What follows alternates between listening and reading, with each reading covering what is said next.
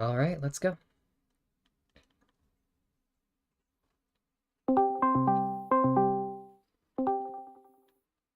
Hey, Ahoy. what's up?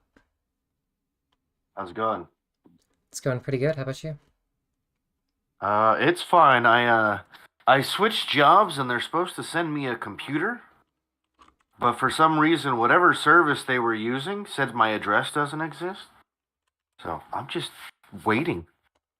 Pretty Oh, boring. yikes, that sucks. Um, yeah, sorry I was late. I was doing my job, doing Grubhub delivery. So, uh, yes, let's get started. You wanted to talk about whether I'm a fascist or whether my ideology leads to fascism, something like that? Yep. All right, so I guess, do you want me to start by describing like the system I advocate for, or do you just want to jump right into why you think I'm a fascist, or what's up Oh, I like that. I like that picture you picked. for my channel? Yeah, the MAGA hat fat guy. Yeah, I had somebody else make the thumbnail for me. I had nothing to do with it. I'm glad you like it. I own not a single piece of Trump apparel. That's good. I'm glad.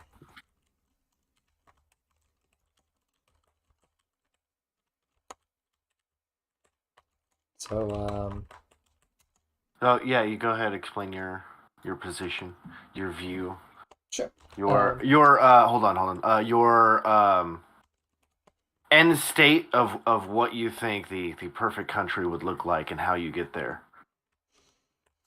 Um, Perfect country. Okay.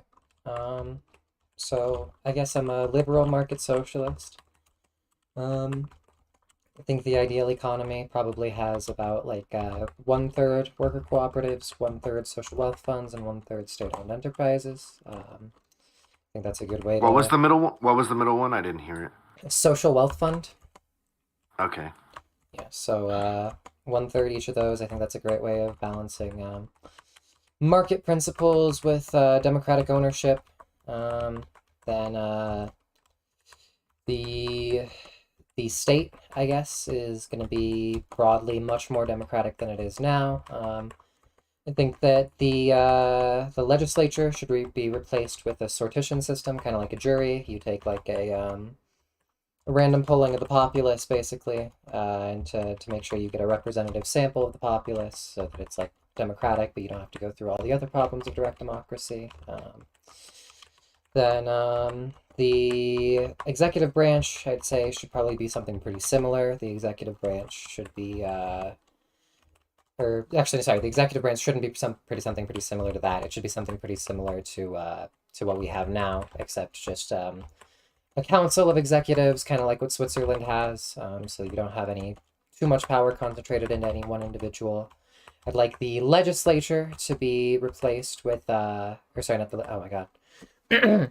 The Supreme Court, I think, should be replaced with essentially a jury system, just with a larger jury, similar sortition direct democracy system, so that it's well representative of the populace, but you still have all of the same basic principles of what the Supreme Court does. And I feel like I'm missing something here. Oh, and I guess I think in an ideal society, utilitarian AGI should probably be running most of everything, especially since it's going to be able to automate all labor here in the near future. So, yeah. So what happens if the majority wants to go to like a pure capitalist system? If they want to like vote in capitalism, Right, and yeah. Do away with your one thirds breakdown of the economy and go pure private ownership. I think that would be really bad. It would be like voting out democracy, right? Because you're voting out democratic workplace. So I think having it constitutionally protected so that you would need a two-thirds majority wouldn't be, I wouldn't have a problem with that. But if it ended up being the case that that's what people voted for, I think it's better to maintain the precedent of a democratic state than it is to try and like I don't know, maintain like every single aspect of democracy. I think it's better to have like a broadly the social precedent. People can vote for the type of government they want. So if you had a 2/3 majority vote to go back to capitalism, that seems fine. Or if in the implementing of socialism we don't end up doing any sort of constitutional guarantees, I would also be fine with us reverting back to capitalism by simple majority. Okay, so the problem with okay, so I guess it has to be a bit of a history lesson. So there was one of your followers was talking about um, fascism's meaning, and I explained it, and then they said that I didn't know what I was talking about. So Benito Mussolini. Well, we'll go back. World War One happened, and the result of that was the Second Communist International completely fell apart, and everyone joined the militaries of their country, and then the communists who were working together prior to World War One, talking about ushering in their utopia, were now killing each other in the trenches in World War One. And so Mussolini saw that the nationalism of the people superseded the socialist and communist views that they had internationally. So when it came down to having to pick one, they picked nationalism and killed each other instead of uniting and overthrowing the governments that wanted to go to war with them. So he I mean, that's created just the not true, right? Russia did not do that. They ended up like instead of having a revolution and instituting originally a democratic socialist government, and then after the Bolsheviks took power, it ended up being like a really authoritarian, like pseudo no, I'm talking communist about state the capitalist government. all of Europe because this is happening in Italy. This is Yeah, I'm just the saying that's just like not true, right? Some nations did choose like their national precedents, and some nations didn't. And the nations that there were many well, Russia nations that joined tried, World War right? One. There were many nations that tried, right? Germany had an attempt at a socialist coup that ended up going really bad. Originally, they had a socialist coup that was between the two socialist parties that took power and established a democracy. But In the what year? if I'm not mistaken, this is 1918. Let me double check. Spartacus coup.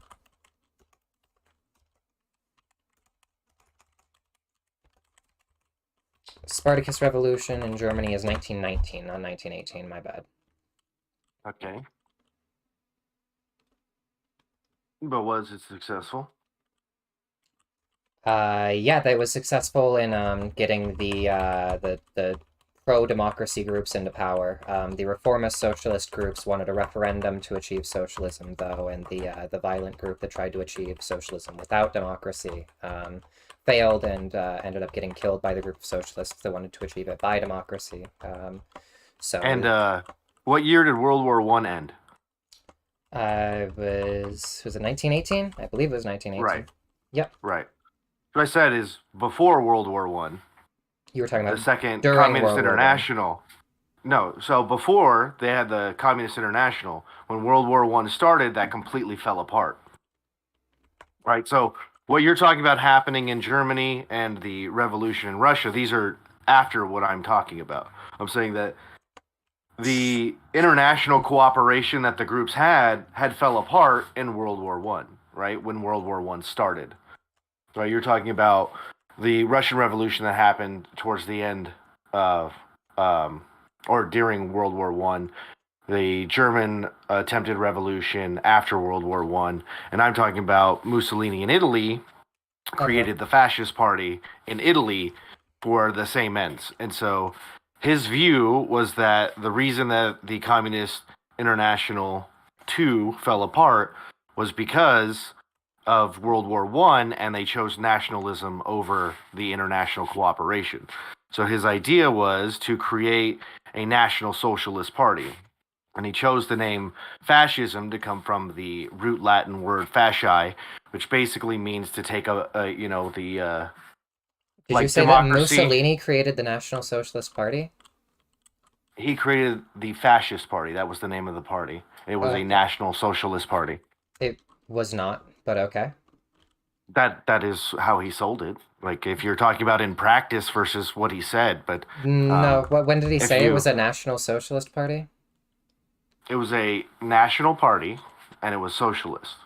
He never claimed it was socialist. That was all Hitler. Mussolini never pretended to be a socialist after he disavowed Marxism-Leninism. He did disavow Marxism, yeah. Yep, he disavowed Marxism-Leninism, and after that he never pretended to be a socialist like Hitler did. So the word fascism comes from the root word, and it's a bundle of sticks wrapped together to make a weapon. So the concept is the same as democracy, where democracy is majority rule. Fascism is more of mob rule, right? We can overwhelm you with our numbers, right? That's not really what it means. It is strength in numbers, but it doesn't mean like we can overwhelm you with our numbers. It's just that Well, the nation it's is stronger. power through numbers. It's that the nation is bonded together, and if the nation is more closely bonded together, then the nation is stronger. That's the root ideology of fascism.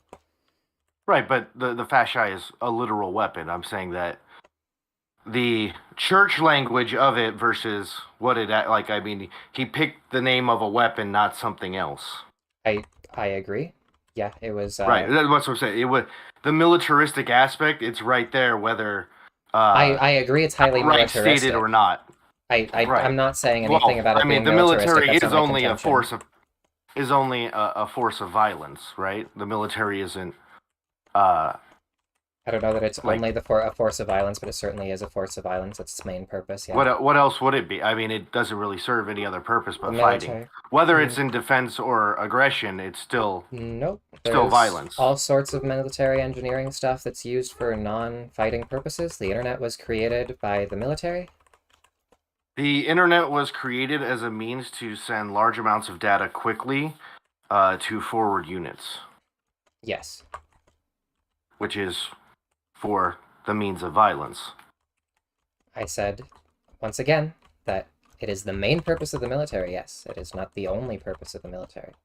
Right, but saying that an incidental thing is would discredit the main purpose. It doesn't. Like it I didn't say it discredited the main purpose. To serve that purpose.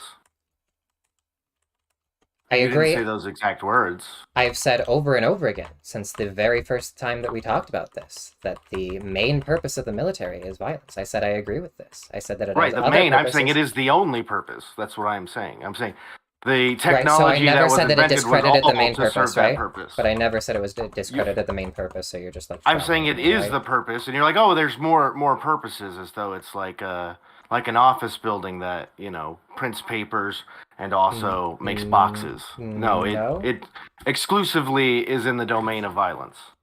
It does things that are non-violent all the time. They'll send aid that is completely non-violent for diplomatic means. The military often works in engineering. That's the State Department, right? That's a completely different aspect of the government doing that. Sometimes it'll be like the State Department at large, and sometimes the military in particular will send troops that will carry aid. Yeah, no, I did that. Okay, so the only purpose is in violence. The main purpose, the vast bulk of what they do is violence, but it's not the only purpose. Sure. Okay.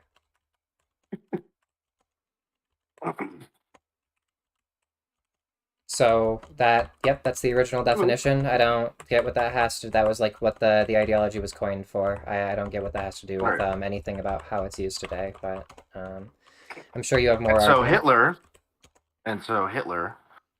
saw that, and he was it originally working for the German government and sent in to spy, and then somehow that led to him becoming a very active participant in the group.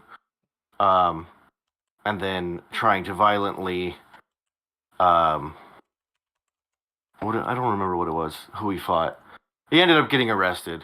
He tried to march on a government building, or was it a courthouse? I don't remember what it was. I don't know what part of the story you're at this point.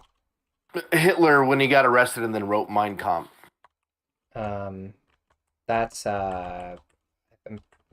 there was some violent clash between him and the police over something, but I don't remember what the. You mean when he was back in Germany? Yeah. If I'm not mistaken, he was at a government building. Yeah, and Um, so got him thrown away, and his idea was to take Mussolini's principle yep, the failed coup in and Munich. Yep, apply his. Huh? it's a Yeah. failed coup in Munich. Yeah. Okay. And so he used the democratic process to get himself in power, championing um, a socialist cause in Nope. contrast to the communist movement of a like socialist light program. In what way was it socialist? In what way did it seek to democratize the economy? It didn't seek to democratize the economy. No, that was like Okay. In what way did it this is seek the to thing bring that power to people the seem to fail. proletariat? Like, do you know what the idea of the useful idiot is? You know Um, what the concept is? yeah. Right. So the entire argument is, oh, all of these great, wonderful things that in practice will never really work out are what they promise to get power. That's fine. It doesn't really seem like that was the purpose of Robert Owens or any of the original socialists who coined the term, if we're going to be talking about like who coined the term, right? Robert Owens was the first person to use it in English. He didn't seek power at all. In fact, he just sought to Use what term in English? socialism. I'm not talking about social. I know. I'm saying that You what are talking Adolf about socialism. Hitler You said he was a was. No, no. socialist. Listen. What Adolf Hitler was advocating for was not what he intended to do. It was I a means to agree. gain He didn't. power. He also didn't advocate for like socialism, right? Like if you want to talk about the actual things he advocated for, he talked about like taking away the power of the banks. He talked about some of these regulations. If you want to say like all regulations are socialism, that would be a little bit insane. But we could, I guess, run down that argument. It didn't seem like he was actually advocating for anything like socialist, right? And the only things that the party did push for that were like even remotely socialistic were pushed by the Strasserite faction of the party that ended up getting killed later on in the Light of the Long Knives. Right. Well, things like the de facto government ownership of the means of production. Government ownership wouldn't be enough. It would have to be democratic ownership. If we just take it that at the time that he was pretending to be democratic, that's fine. But he showed contempt for democracy really, really early on. Yeah. Yeah. Well, okay, so he utilized the democratic process to gain power and then became an absolute dictator, Yeah, which but is he kind of showed the inevitable end But of those. he said that he didn't like democracy well before he like wrote it, right? He was open about the fact that he thought democracy was bad. Right. So yeah, he wasn't advocating for democratic ownership of the means of production. He was advocating for state ownership. It's wildly different. Yeah, but that's let's see. So, if everyone votes for the state ownership of the means of production, is that not democratic? I mean that it would be a democratic state. It wouldn't be a democratic economy. It would be voting for it would be voting for probably a concentration of power unless it's a democratic state. If it's a democratic state, then yes, that would be socialism. That would be democratic. All right. So, what is the difference between a democratic state and a capitalist state? They're mutually compatible. Well, sort of. In theory, they're mutually compatible. A democratic state would be one that it would be a system of government, would be a state run by a system of government that maximizes preferences impartially. So, it is Where a state-run economy. what So, it would be a state-run economy. a government that maximizes preferences impartially. I mean, I would say that yeah, a government that we're not a state-run economy, but I would say that market socialism would be the economy style that maximizes preferences impartially. Okay. And I would say it's that a democratic state is the most likely form to implement market socialism. So how does market socialism different from capitalism? The fact that the means of production are owned democratically, whether that's through What cooperative, what's social wealth what funds, or state-owned enterprises. so absent the state-run enterprises, why are or how is in the capitalist system the means of production not something that's owned by the people? Because it's owned by oligarchs instead. How so?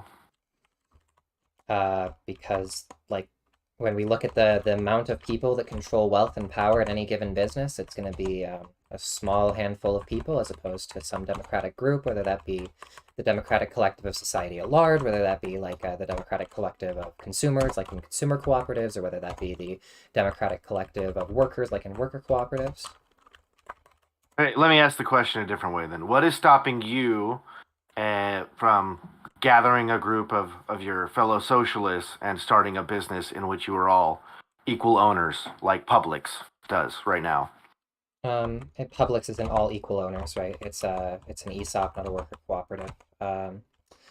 But there's the things that are going to stop us is the fact that we don't have most of the money. That there's a small group of people who have an incentive to create as much money for themselves as possible, since they're trying to create it for themselves. They have an incentive. Right, but if there's 1,000 of you have to come up with the money, not one individual, right? Yeah, it's much more difficult to get 1,000 people together, and still most of the wealth of society isn't owned by the bottom half, right? If we look at like Right, right. Hold on. So it's hard to get 1,000 people together to come into one enterprise, but you want to do it nationwide over 300 million people. it's well the same reason that it's hard to start any enterprise, right? If you're starting a capitalist firm, you don't usually start with 1,000 workers. You usually start small and build up, and that's what you would do with worker cooperatives too, and that's what is done with worker cooperatives right now. And Right. then when we talk about like the actual difficulty of on the smaller scale, what the issue is that most of the money is owned by the capitalists who have an incentive in producing capital and in having a business What that is the earns money. difference between you and a capitalist? What is the difference between me and a capitalist? A capitalist Yes. owns some substantial portion of the means of production, I guess. The means of production is not even the word I would use, really. The capitalist owns capital, a significant enough portion of capital that's where they make the bulk of their that's how that they get the bulk of their value is through in short passive income. Okay, so um, money represents labor, right? The entire purpose is so that you trade goods and services through the medium of money, right? It could Um, be I'm not a labor gold theory. coins, dollar bills, whatever it is, right? I don't believe in the labor theory of value, no. But money does represent value, and you can trade money for labor. Yeah. So you don't think that money equates to labor? No, I don't believe in the labor theory of value. I'm not a Okay, Marxist. so um, well, I'm saying that money is labor. It is a medium because the absent that in the system, whatever I make, right? I make T-shirts and I do woodworking stuff and stuff like that. I have to go and sell those to people, Yeah, that's and so classic without Marxian money, econ. I'm not a Marxian. right? And so with my necessity to trade that off for things that I need, I would have to find the individuals who desire the specific thing I have, and money eliminates that need, right? Yes, it is a lubricant to value. So, a capitalist is someone who has a lot of money, and so what is the problem with that? That is gained over time through the exchange of goods and services, I don't have a and they're just problem. not spending as much as they take in. I don't have a problem inherently with somebody who has a lot of money. I have a problem with somebody who makes that money through their money, right? I have a problem with somebody who instead of working to contribute ends up is creates like an authoritarian business that's going to be less efficient and doesn't take into account everybody's interests impartially and in general undermines democracy and increases the risk of existential crisis that ends the world or humanity. Those are my big issues with capitalism. So, people who invest in businesses, i.e., give other people the money to start their business, then get the profit from that without actually working at the business. That's what you're talking about? Yeah, that would be capitalism. Yep. Right. And you have a problem with that? Yep. Why? All of the reasons I just gave. It creates businesses that don't represent people's interests impartially. It creates concentrations of power that undermine democracy, and it increases the risk of Can the I get world an ends. example? Uh, you, Like a business that somehow manages to exist and continue in the market that doesn't serve the interests of people. the oil industry. Um, we would not be talking to each other right now without the oil industry.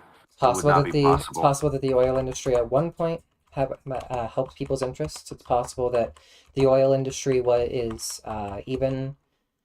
No, it's actually not possible that the oil industry is a net good. It's possible that at one point it was a net good, I guess, but it doesn't maximize people's interests. Green energy has been cheaper for decades. It's just the fact that the oil industry lobbies the fuck out of the government to give it corporate subsidies. And Republicans pass laws, mostly Republicans. Democrats will sometimes get along as well, especially Democrats that receive more funding from oil billionaires. That allows corporate subsidies to keep the fossil fuel industry afloat.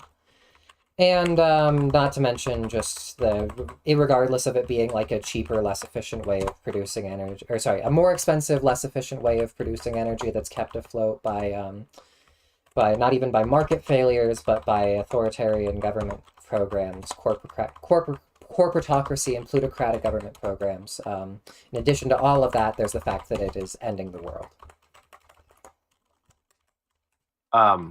The keyboard you're typing on, the microphone you're using, the internet cables laid in the ground, all of the food sources, because I assume since you were in traffic, you're in a city, all of the resources that you get there, all of them depend on oil, to include the electricity that you're probably using, probably oil or coal based as well. That's pretty sick.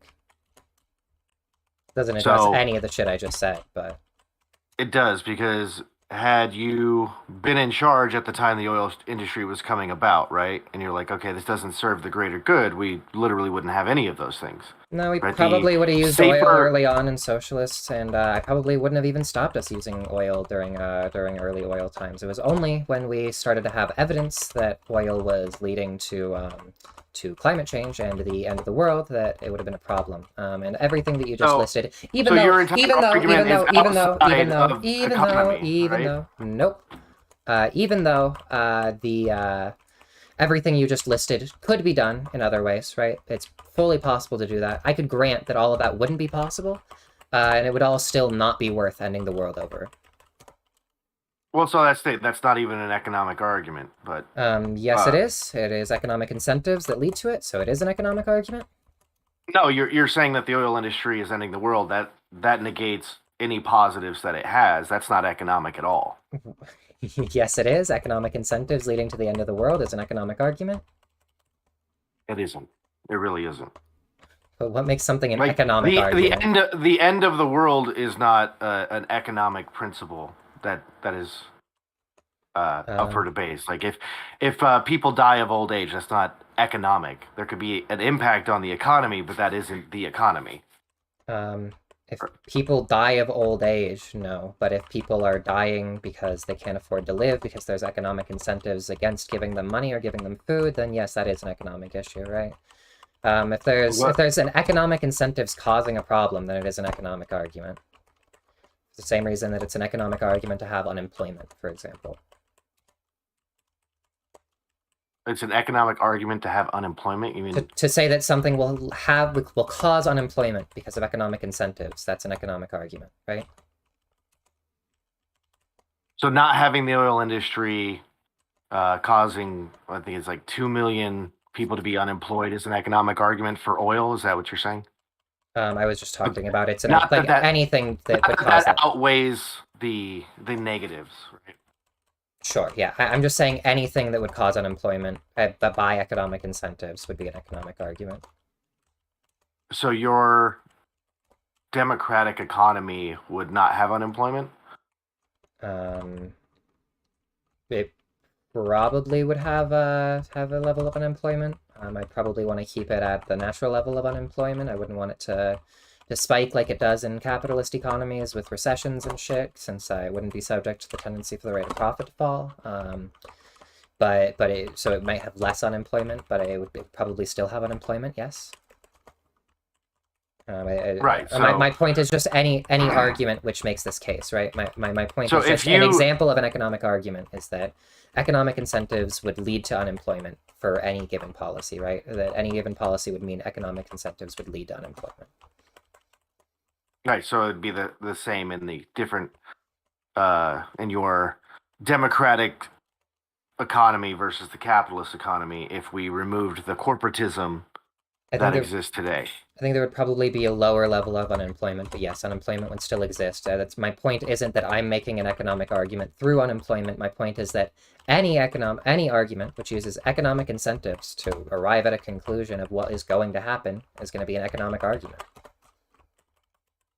Sure. So if we remove the corporatism, then capitalism would have the same as your democratic economy? No, Same unemployment? No, why not? because the tendency for the rate of profit to fall unless the business cycle wouldn't exist under socialism. Why wouldn't it? Because the issue of labor-saving bias leading to lower investment doesn't exist when you have socialized investment. Why doesn't it? Because the falling profitability, any profit rates in general, don't determine investment under socialized investment. That's why Keynes, Kalecki, all of these people who are like foundational in discovering the business cycle all said that we should socialize investment.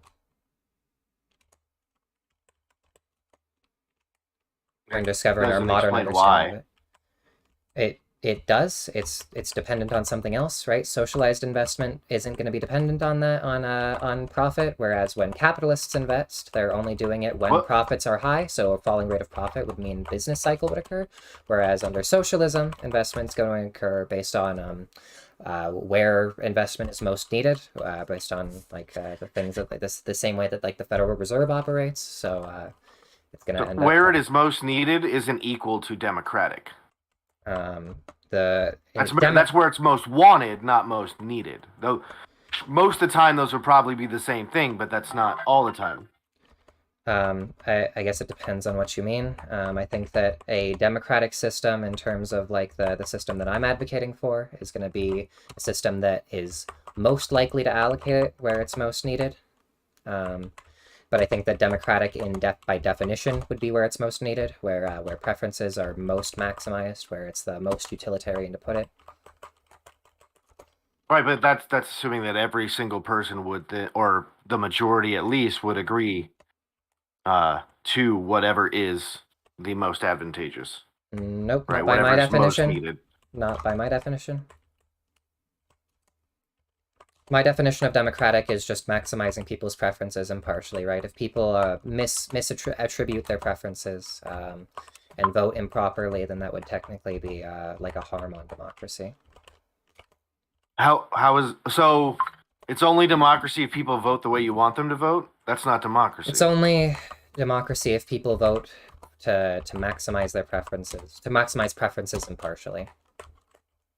I think that people voting is the system that is most likely to lead to democracy, right? I'm not gonna like, I'm not gonna be me as an authoritarian leader is gonna be better at determining what's better to maximize people's preferences than people in general. But people failing to maximize their preferences impartially would be a failure to do democracy.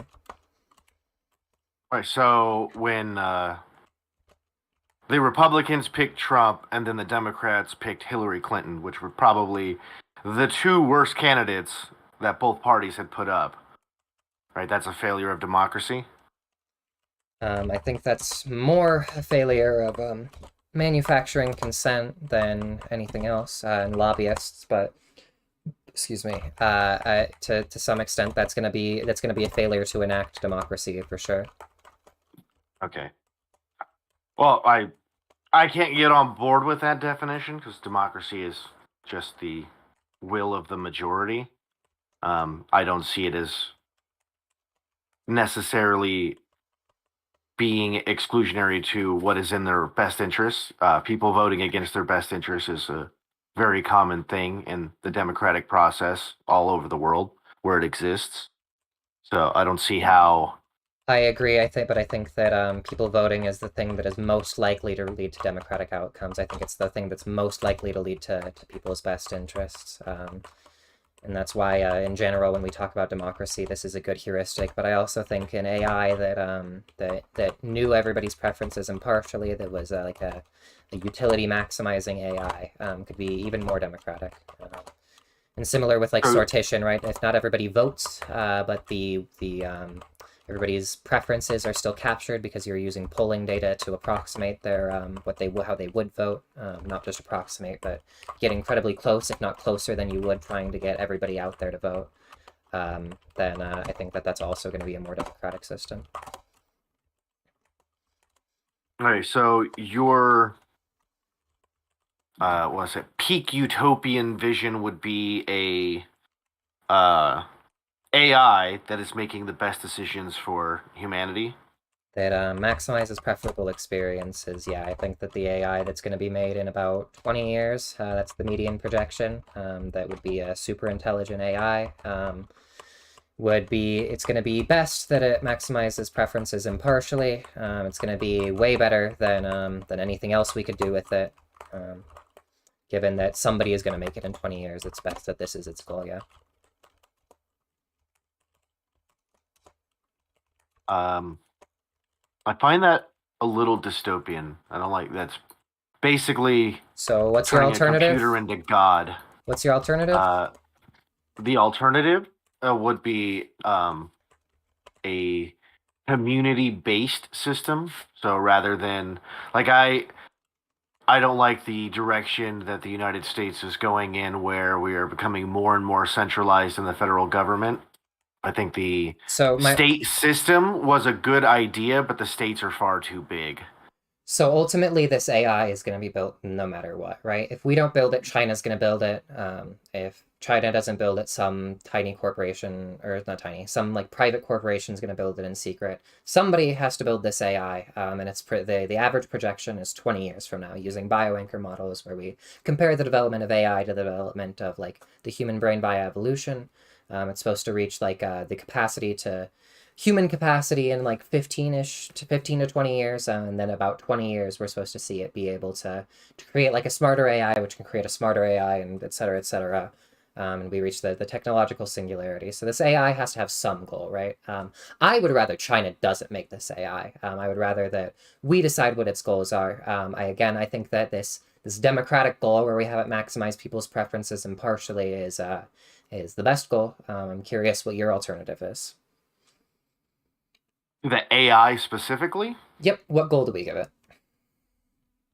Well, I like how they got the AI that makes art. You just feed it words. I think that is about like the idea. Like right now, the DoD is working on integrating an AI into the drone system for swarm technology, which will allow the AI to decide what targets to strike with the drone based on all the data that it can aggregate. And I really don't like that idea of a murdering AI, an AI that decides who lives and dies. And so an AI in charge of the economy, I have the same problem. Like in the most utilitarian view, sacrificing the life of some for the betterment of the majority would make sense. And so why would the AI not make that choice? So I didn't ask what do you not want the AI to do? I asked you what goals do you want to give the AI? I want the AI to make art. That's so great. You want it to maximize limit art? To do things that can't directly make decisions to impact humans' lives. Okay, if we do that, right, what it's going to do is it's going to kill itself, because any decision it's going to make is going to impact humans' lives, and that means that whoever makes the next AI and whatever goals it gets to take power, right? That AI gets to take over the world. So it's probably better that we don't do that. We probably want to make an AI that won't kill itself. Why would it kill itself though? Because any decision you're programming it. Right, so it is self-aware. I mean, that's like saying that I don't know what humans who make art are prone to kill themselves. No, the goal you're giving it, right, is to not affect human decision making, right? That's the goal you wanted to give it. Unless you want to go back to the goal where you wanted to maximize art, and then we're going to run the paperclip problem. Right. It can make its decisions, right? So, but it's not making decisions for humans. What does it mean to make a decision Like for humans? I don't want you to control the economy. I don't like your economic plan. Therefore, I don't want that to be instituted. I don't want an AI to be in a position over people in any way. I'm once again asking you not what you want the AI not to do. I'm once again asking you what you Yeah, so want I the said AI to do. things like making art. I literally So answered if you that so you question. want I You guess just don't so like the okay, answer. so if you want it to make art, right? Let's talk about what happens when it makes art. If you want it to make art, it's going to need as much computing power to make as much art as possible. It's not going to care much about humans, right? It's not going to care much about like keeping us alive. So what it's going to do instead is it's going to take over every computer power that we have, right? It's going to hack into all of it. It's going to say that it's going to use all of this processing power to make as much art as possible, and it's going to turn every piece of matter into a computer. It's probably going to pretty quickly figure out how to use human brains as processing, since it's probably going to take a while before it can find a computer that's more efficient than human brains for carbon or carbon-based computing. So using as much carbon as possible, it's going to try and just put brains in vats and use that to compute as much art as possible. And then it's going to eventually go to the moon, and it's going to try and turn that matter into matter that it can use for computing. I assume you see the problem with this. This is the basic producing paperclips problem. Same thing occurs with paperclips. It's only an issue because you ignored the part where I said I don't want it to be in a position where it can have any control over humans, If which it's able to make art by giving being it full connected. access to internet and everything like that to hack and take over all the systems and then I don't know, make terminators to Okay, if it enslave the humans and take their brains. It's clearly what I expressly said I did not want to allow it the ability to Perfect. do. So if you don't want it to have access to the internet, it's going to be pretty difficult to prevent it from getting access to the internet. But if you somehow manage to have an AGI or a TAI on a local device that doesn't have access to the internet, and you somehow keep contained there, and all it's doing is producing art on that device, doesn't have any inputs or outputs of the outside world to know what's going on, then you run into the same problem that it's not going to be able to stop China's AI, and China's going to make an AI that does whatever the fuck it wants, and that AI will take over the world and and accomplish whatever goal China gives it. So if you would prefer that, we can just defer to China, I guess. I don't see what the point of even making this art producing AI is when it's just going to end up being China's AI anyway. I agree. I don't see the point in making the AI either. So you just want to let China take over? No. So China is going to make the AI. Stop the AI. Yes, they're going to make the AI. So how do you stop China from Facebook is producing currently the AI? working on making the AI right now. Actually, So is it's Google. DeepMind. Google is, yeah. Facebook is not. The three largest projects are going to be, or sorry, the four largest projects are going to be Google's DeepMind, OpenAI, which is probably the best of the projects. It's like an effective altruist organization. The problem though is that it's going to be run by Elon Musk. And it's going to have a lot of biases there, and it's also going to be Microsoft's going to be hugely involved with OpenAI because OpenAI recently sold the rights to its most powerful AI, the marketing rights to it, to Microsoft in exchange for Azure computing power, right? So there's like problems there, and that these corporations are going to have access to it. So if we don't produce the AI, one of these organizations is going to get to it first, right? Whether it be Google trying to make like a profit-seeking AI, whether it be these two big organizations, these are the two most biggest like private organizations. And then the U.S. military there's a lot of AI research, which is presumably going towards like generalized artificial intelligence to some extent, things that can be moved over to generalized artificial intelligence. Well, I told you Especially, their idea is to swarm drones, so that well, all of the drones will be controlled by the AI. So they'll be like, "Oh, go do this," and then right. the AI can make the determination of what targets to actually hit That's part of it, on its right? own. The visual part of it is going to be huge there. That's where a lot of it's going. We also know from the CHIPS Act that the Department of Security isn't the only organization that's working on AI that could be moved over to GAI. It's also some of the what's it called? The Department of Energy. That's also an organization that's working on AI that can be moved over. So again, if we don't make the AI have good goals, if we don't let OpenAI get to it so that it has effective altruist democratic goals, then one of these organizations will get to it. So if you want, we can just leave it to like Google or China or the U.S. government, the U.S. military specifically. We can have these killer AIs, or we can have profit-seeking AIs, or anything like that. Unless you have a better idea, I think that it's probably better that we just give it the democratic goals, since it's going to exist one way or another. But how is that better? Like, as I said, what would stop the AI How is it from better? determining that the best, most altruistic thing for the greatest amount of good is elimination of groups of people, like poverty, right? Um, Like the poorest people who are not having their needs met, which regardless of the system, there's always going to be people in the bottom rung. What if it decides those people are better off dead? the best way we can do that is probably by working on making sure that the AI is aligned, that we solve any of the AI alignment problems that could stop it from actually completing the goal that we're thinking that we're giving it. And the other way we do it is just by realizing that what we have impartial reason to do, what maximizing preferable experiences means, probably doesn't mean killing off large swaths of the population. Instead, what it probably means is making life longer so that people can have more good experiences, especially now that these super intelligent AI is going to be able to produce enough stuff, given that GAI, by definition, and the GAI has to come before super intelligent AI, GAI is going to be able to, what's it called? It's going to be able to automate all labor. By definition, it can accomplish any intellectual task a human can accomplish.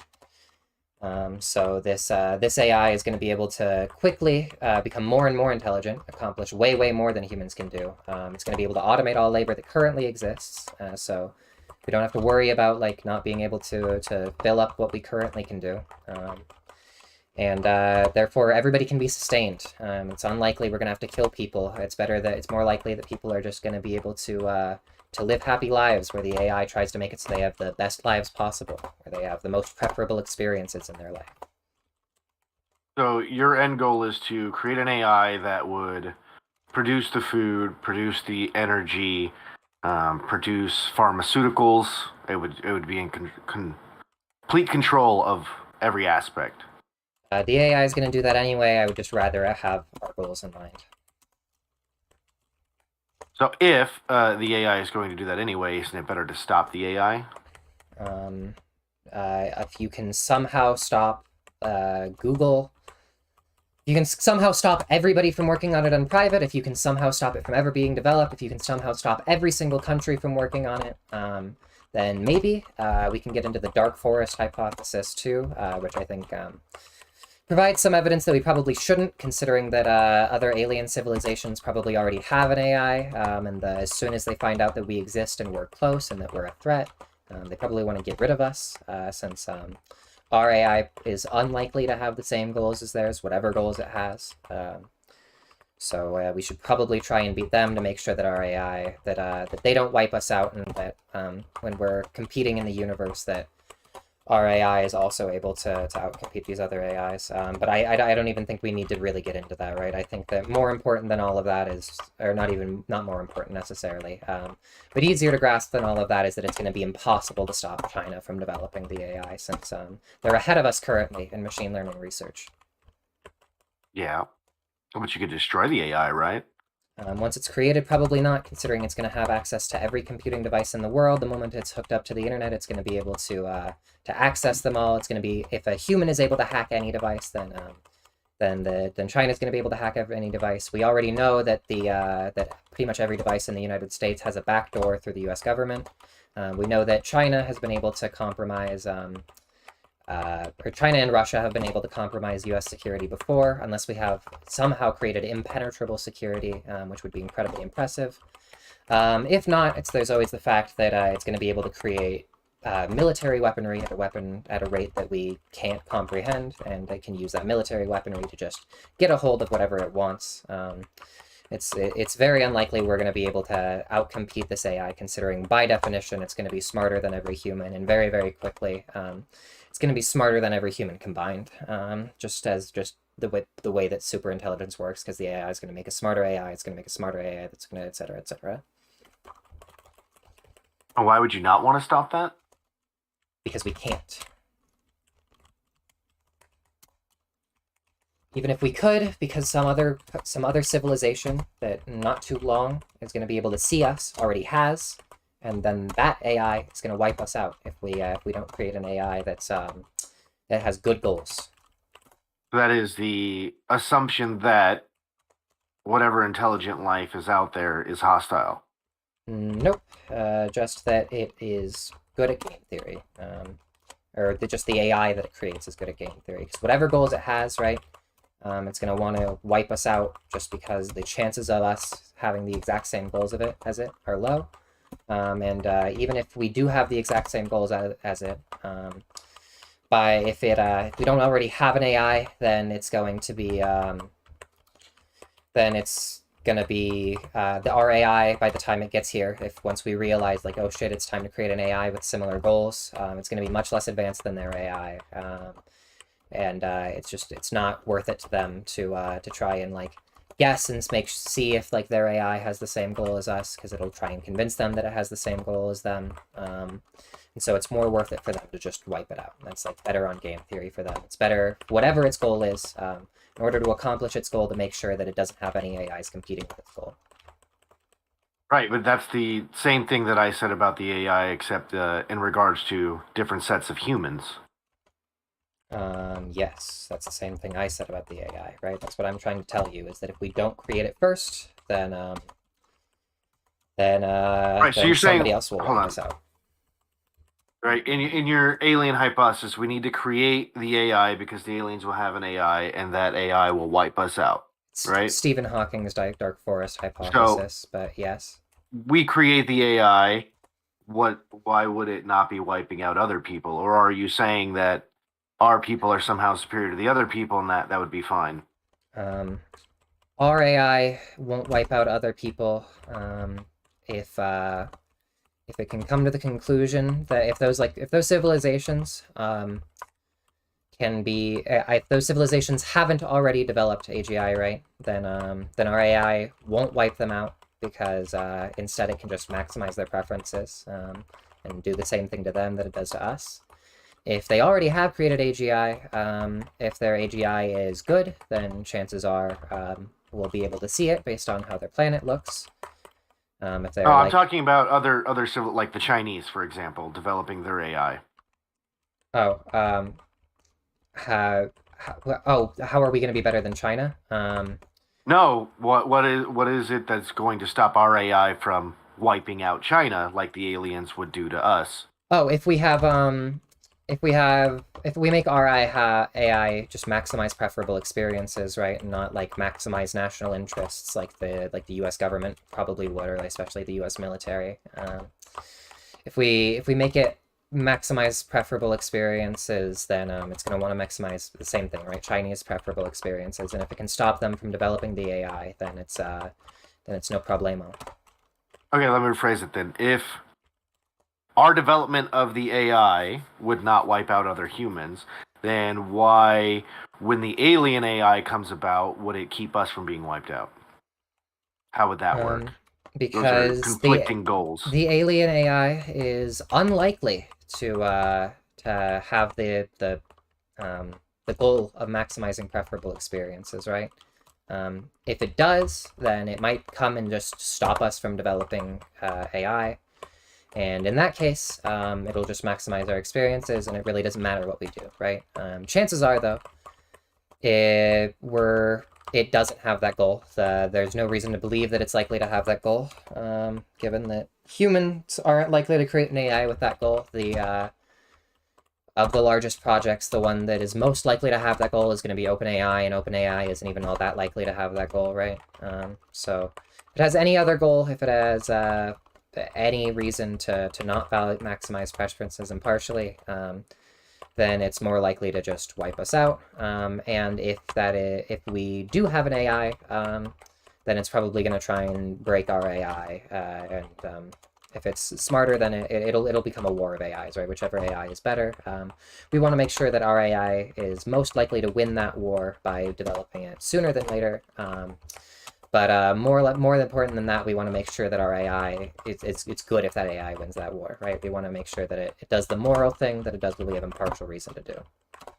Okay, so which of the AIs being developed right now is that AI? Um, None. TAI is probably about 40 years away. Of the organizations working on AI, the organizations of working on like stuff that will eventually turn over to that AGI, probably OpenAI is going to be the most likely to be doing that.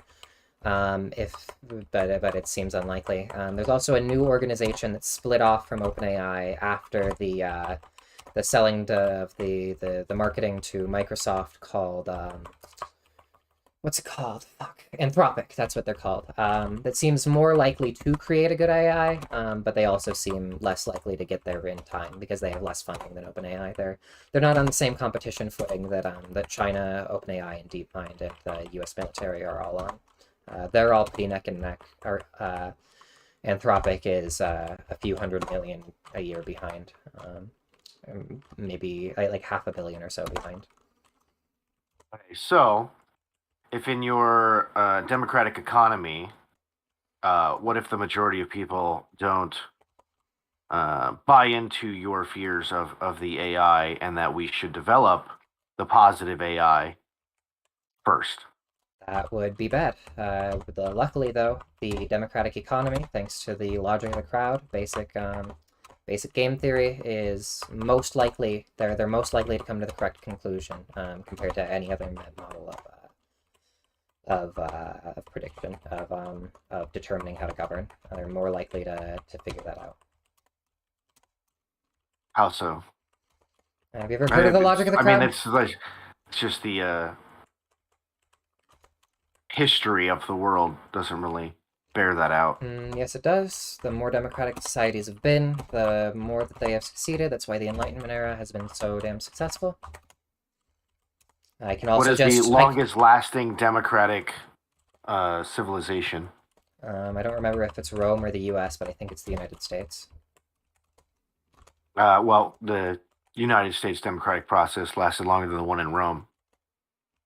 Um, yeah, I'm pretty sure it's the United States. That's what I said. It was the Roman Republic with the voting and everything. It was overthrown, and I can also just like so first of all, I can appeal to like the mechanism, right? I can talk to you about the logic of the crowd, and I can talk to you about how like the number of jelly beans in a jelly bean jar is going to be better guessed by a crowd of individuals than any individual in that crowd.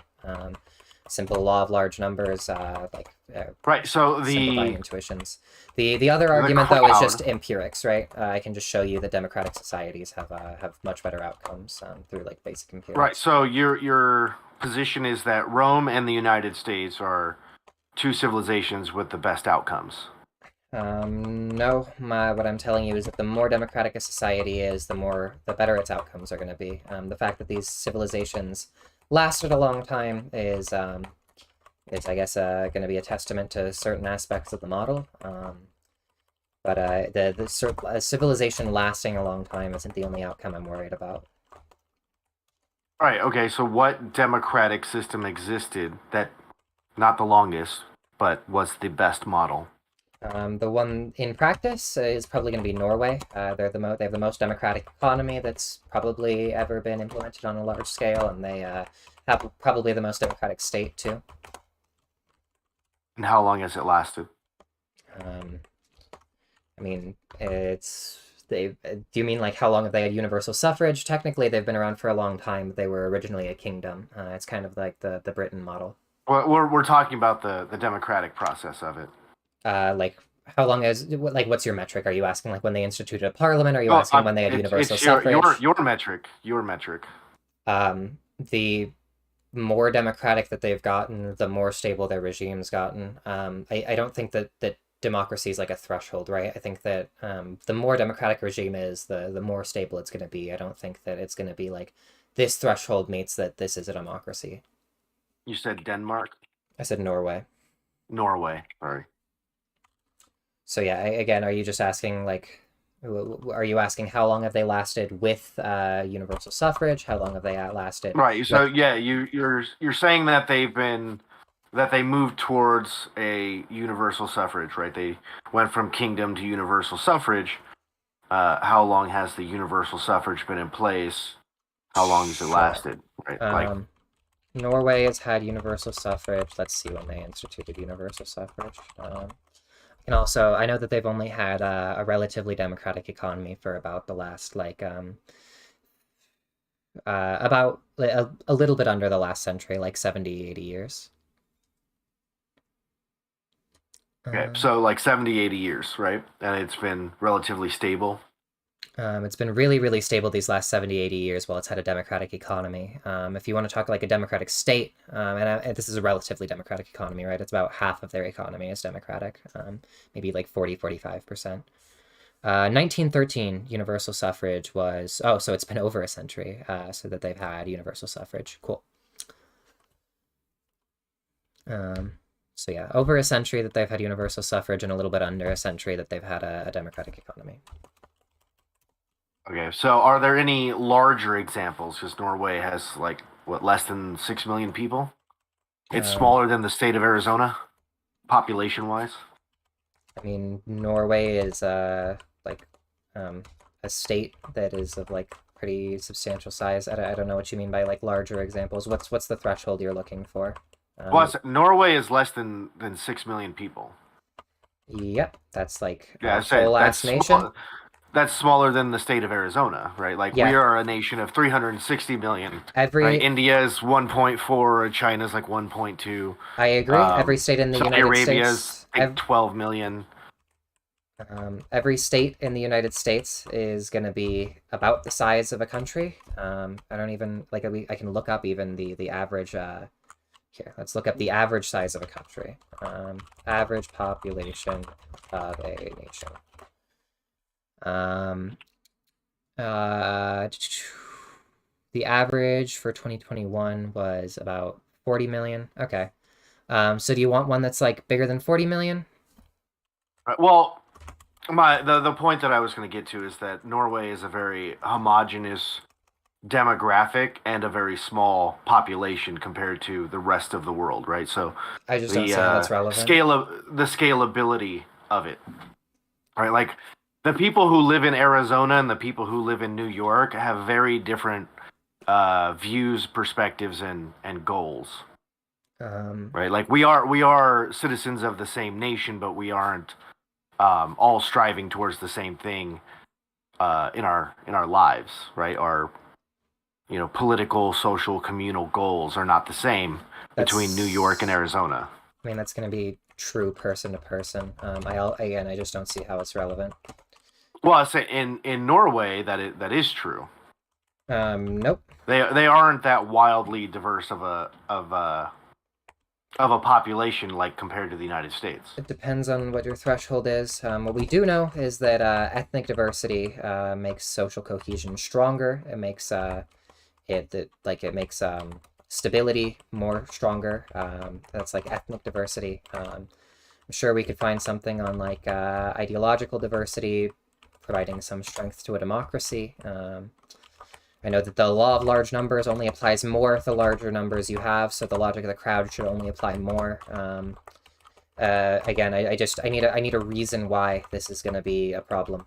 Um, and Well, I say because that's why I asked for another example. A larger, more diverse population. um, okay, what do you what's you're asking for like you asked for what the most democratic thing was, right? I gave you the Right. most And democratic you on the right. scale of a And nation. now I'm asking for your an example of that that's like a higher population with a more I can't give you an uh example of the most democratic nation on a larger scale. I'm gonna need you to tell me like what threshold of democracy you want, or I so, can give you well the most you democratic. looked I can give you the most democratic at a given scale. I can give you some threshold of democracy at a given threshold of population. I need to know what you're asking for. well, as you said, you looked up and it was 40 million is the average, right? Sure. Right. So something closer to that. So you want like a democratic country with 40 million people in it? Right. That you would say is close to the model that you are looking for, or evidence of the more democratic the economy, the better. Um, Because I I don't think that socialism wouldn't work on small scales, right? Like if you got half a million people and built your own community in like the Panhandle, and made your own little socialist economy state there, that it would work as long as the people who could come and go freely, right? So they are willing participants in there. I don't even see why a system like that couldn't operate within the United States. I just don't see how it could operate as the federal system of the United States. so I don't exactly know what again, I'm not entirely sure what you're looking for. France is an example of something I think that's like 35, 30, somewhere between 35 and 40% Democratic. The United States is honestly going to be somewhere around 30% Democratic. There's not going to be a huge difference between the United States and France. I Probably like some of the United States is going to be like 30 to 35% Democratic, somewhere in that range. I think that state ownership is about 40% of the U.S. economy, and of like of GDP. And the and as far as like the cooperative sector, we have like a pretty small cooperative sector that I think makes up like 3-ish% of the economy, and then we have a social wealth fund in that we use for government pensions. That would be another significant portion of the economy that's going to be democratically controlled. And then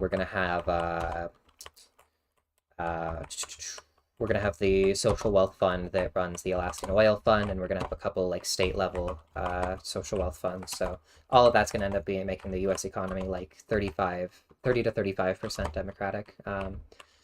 I guess I'm just like curious why this is like why specific examples are what you're gonna be looking for. I can just show you data To that understand what it is that you're striving for, what your goal is. a democratic economy. Right. I'm asking for examples of Oh, where it so works, how it works, and why it's better.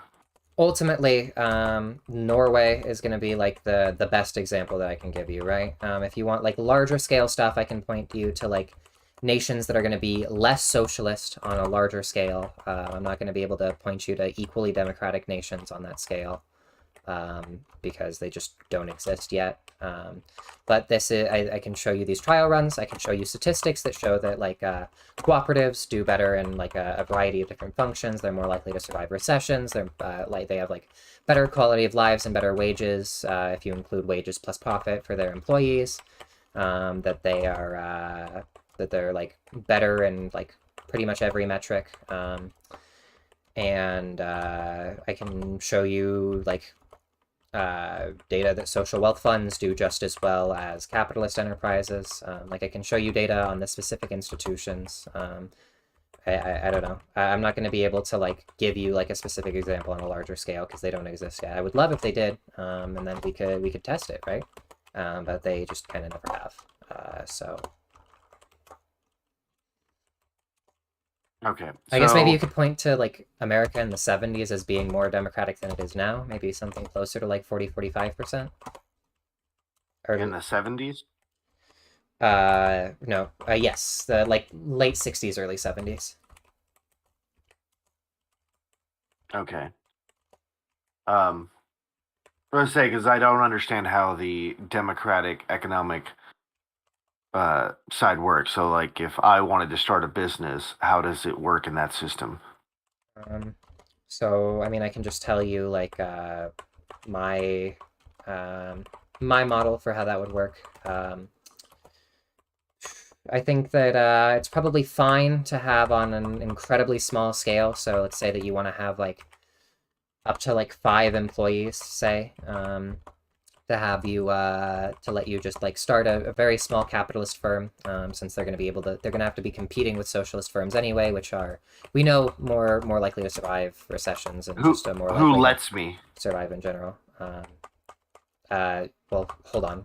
You're allowed to do whatever you want. Or not, you're not allowed to do whatever you want, right? Obviously, you're not allowed to murder people. But like, I don't know what you mean by who lets you.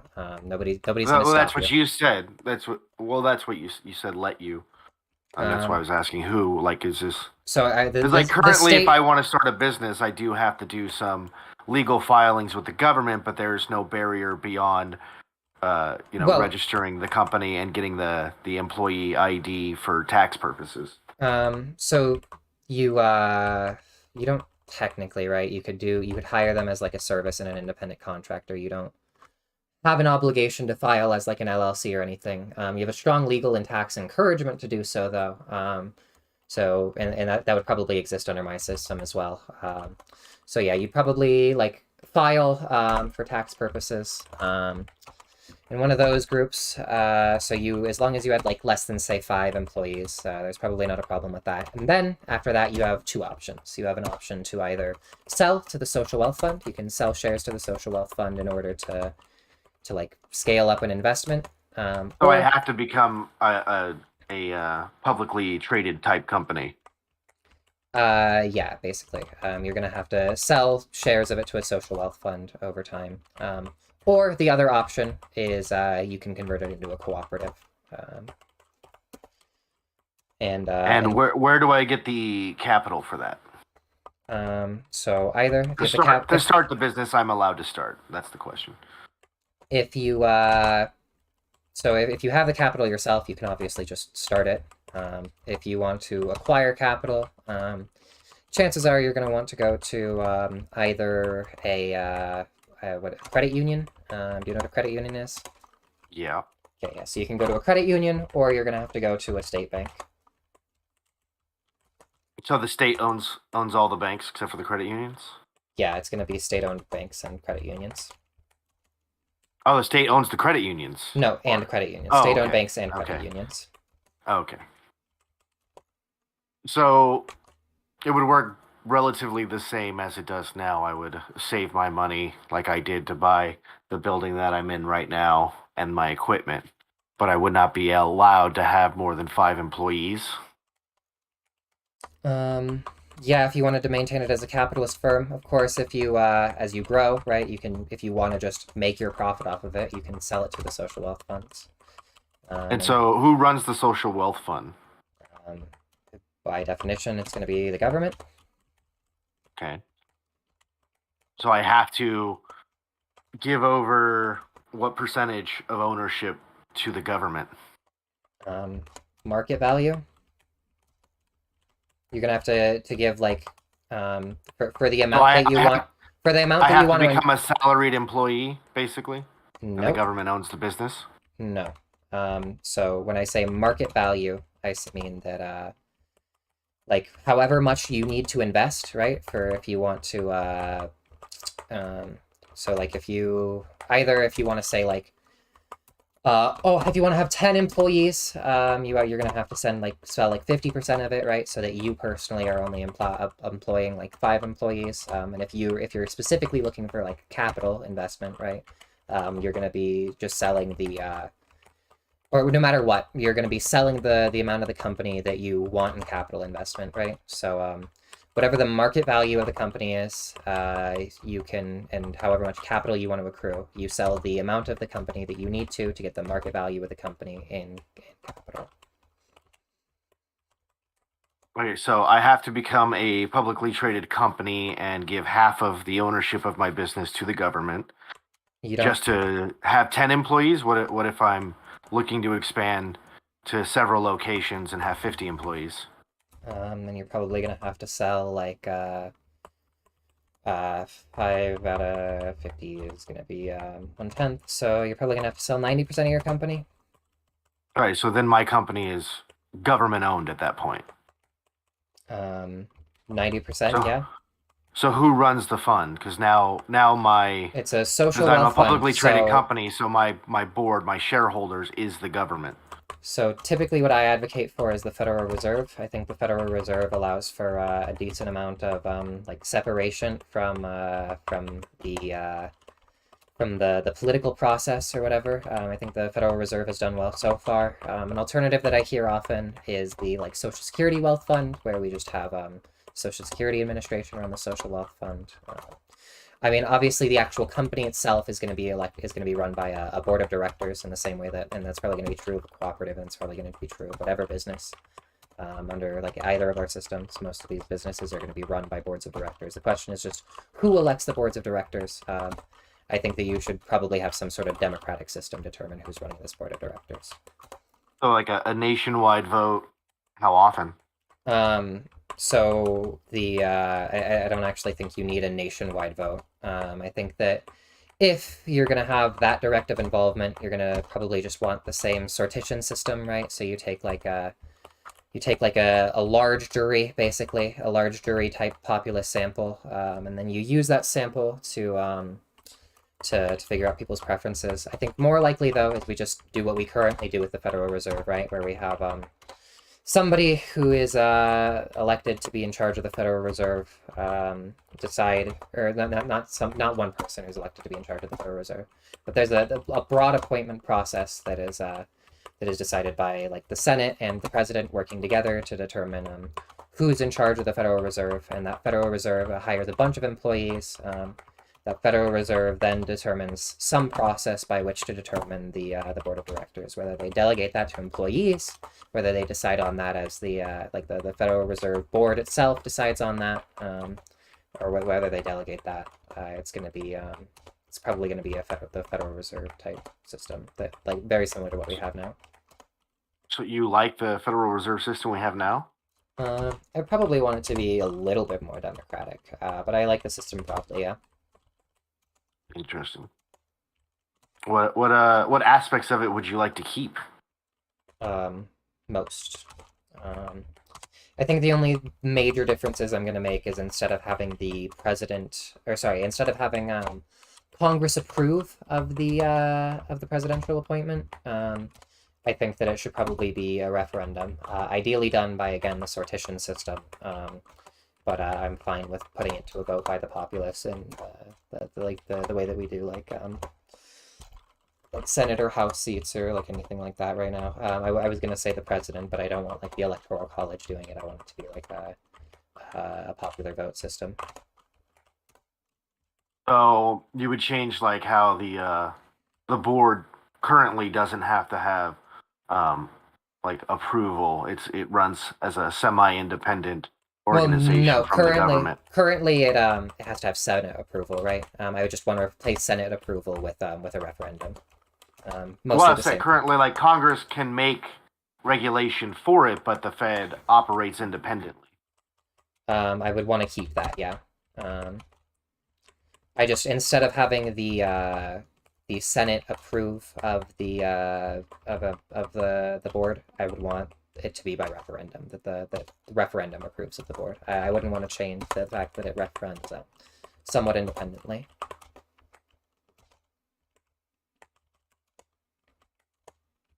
Interesting. But what it sounds like is that an entrepreneur, someone who wants to start a business, would save up their money. And so the Federal Reserve, or whatever it is, would buy the share. So I would get that money out. Yeah, you would. Right. So You would make I profit. start the business, I create it. So what I was saying is I start the business, I make it. If I sell 90% of the shares, like in the market right now, if I were to do that for some reason, all of that money goes into the business, right? Yep. Well, no, not all of Right. it goes into the business. Well, no, I'm If saying you're if I go public, right? I don't own the shares. The business owns the shares. I get a contractual amount of the shares when we take it public, when we have our public launch. sure, but when you go Right. public, you start with 100% of the shares and then you like sell them, right? So all businesses have to be publicly traded No, you to don't have. start them in your system. They don't have to be publicly traded. To expand to either not be a cooperative, or expand beyond a certain size, then yes, they're gonna have to be publicly traded. And how many people are required to make up a cooperative? Um, any number of people can start a cooperative, but I think that beyond like 5 employees or so, I'm not super attached to that number. It's just a nice round number. Somewhere around 5 employees, it probably makes sense to require that they either become a cooperative or become owned by the social wealth fund to such an extent that they uh, sorry owned by the social wealth fund to such an extent that it's not like one person having a lot of control over their lives. Like some amount of ownership is going to around some threshold is going to like equal some amount of ownership by a social wealth fund is going to equal like you can have this many employees. This percentage of social wealth fund ownership means you can have this many employees. Or I shouldn't even say social wealth fund ownership. Some amount democratic ownership, because I think that social wealth fund cooperative hybrids are also probably going to exist. Like 50% owned by the workers, 50% owned by the social wealth fund is like a business model that I see existing. What is the incentive for the owner to grow the business? Um, Right? so Like if I own 100% with 5 employees, right? I get mhm. 100% of the profit. But if I have 10 employees, then I'll only get half.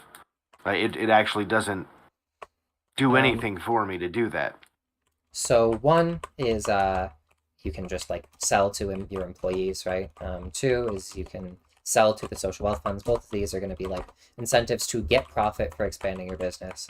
No, As no, far I'm saying so. Like, let me rephrase. So, say I got my business, and for a year, and I make, let's say, $100,000, and I have 5 employees, right? Mhm. If I want to expand that to double my profit, which would be 200,000 in the next year by adding 5 more employees, right? So that I could double my productivity.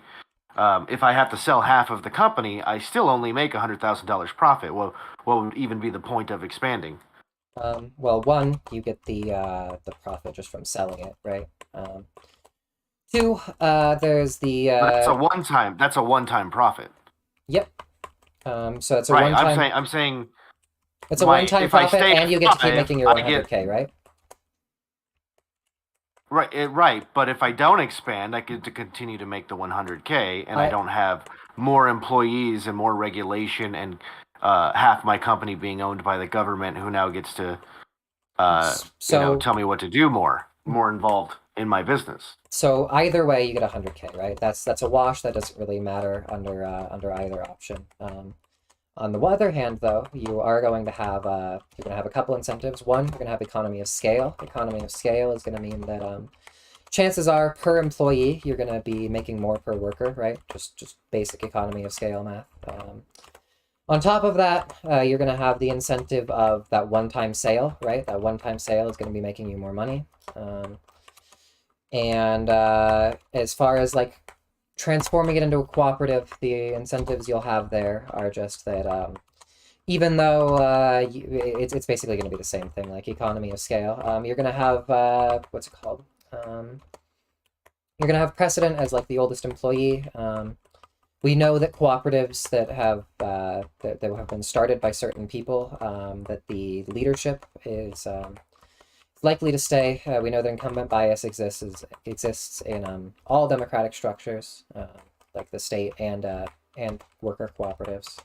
So you're likely to stay in like a leadership position just by being elected over and over again, and you'll continue to make like money that way. But again, you'll have the advantage of economy of scale. Right, but the economy of scale, I mean that's large scale. I wouldn't say having 50 employees in a nation of 300 million is large scale. Right? It's That not comes large in when scale, but you're getting large. economy of scale, like Economy of scale is the result of decreased unit cost for large scale operations, as in yes, mass production. yes, economy of scale scales though, right? If you have 50 employees, you're gonna have a larger scale, and you're gonna make more profit per employee than if you have 5 employees. Any business owner will tell you this. That like scaling up Right, to but I'm saying to the amount that of what you have to give up of your ownership is just going to eat up that difference. So you're just giving yourself more headache for no prop for like a one-time payment that you're going to get. it would make up that difference if we're just talking about like multiplying the number like by like the area of profit by worker, but you're not talking about multiplying your profit by worker, there's an exponential growth, right? You are making more per worker. So even if you only control like if even so you have one scenario where you have 10 workers, right? You have one scenario where you have 10 workers and you're making 100% of the profits in that business. You have another scenario where you have 100 workers and you're making 10% of the profit of that business. You are still going to be making more money in the 100 worker scenario because of the economy of scale. If the economy of scale does kick in at the scale of 100 workers versus 10. Right, but there's that middle ground of the 50 where you were said that would be 90% of the business at that point. So I would be making 10% there. So I would make Sorry. more at 100, Wait, sure, no, when I we're go using different drastically numbers now. higher. You would also be making more at 50, right? Where I was using different numbers, I was talking about 10 workers and 100% just to make the numbers really round and easy. If we want to go back to 5 workers, though, with 50 and 5, if you want to go 5 to 50 to 100 to 500, no matter what, as long as you still own a portion of the business, that means that you own an equivalent of 5 workers in that business. You're still going to be making more money per worker. I'm pretty sure the scale it goes like 10 to 100, like you said, but that's like a 50% difference, like a 50% reduction in cost. The economy of scale works differently in different industries. It's not uniform. No, like the general principle. I don't think that there's like general numbers that most people use when they're talking about the economy of scale. If you could find like something that says that that's like a general rule, then sure. But then all you're going to find is just data supporting my point that you are going to be making some amount more money.